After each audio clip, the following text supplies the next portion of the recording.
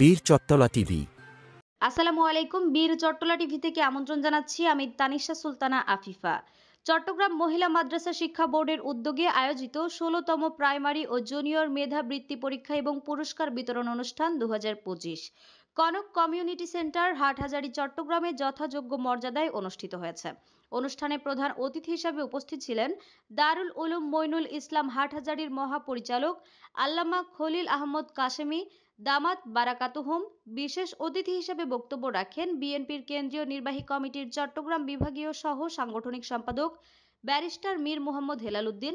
অনুষ্ঠানে সভাপতিত্ব করেন চট্টগ্রাম মহিলা মাদ্রাসা শিক্ষা বোর্ডের চেয়ারম্যান মাওলানা মাহমুদুল হক দামাত বারাকাতুহুম। এছাড়া আলোচক হিসেবে উপস্থিত ছিলেন আল্লামা শেখ আহমদ দামাত বারাকাতুহুম, আল্লামা মীর কাসেম দামাত বারাকাতুহুম, আল্লামা ওসমান ফয়জি দামাত বারাকাতুহুম, আল্লামা মুফতি জসিমউদ্দিন দামাত বারাকাতুহুম, আল্লামা সালাউদ্দিন নানুপুরি দামাত বারাকাতুহুম, আল্লামা মুফতি মুহাম্মদ আলী কাশেমি দামাত বারাকাতুহুম, মাওলানা শেখ শাহজাহান দামাত বারাকাতুহুম, আল্লামা মাহমুদুল হাসান ফতেপুরি দামাত বারাকাতুহুম, আল্লামা হেলাল উদ্দিন নানুপুরি দামাত বারাকাতুহুম, মাওলানা উসমান সাইদি দামাত বারাকাতুহুম, মুফতি খালেদ দামাত বারাকাতুহুম।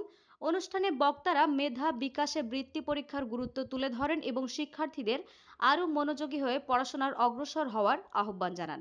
আমাদের আরও আপডেট নিউজ পেতে চোখ রাখুন বীর চট্টলা টিভিতে। ফেসবুকে ফলো, ইউটিউবে সাবস্ক্রাইব করুন।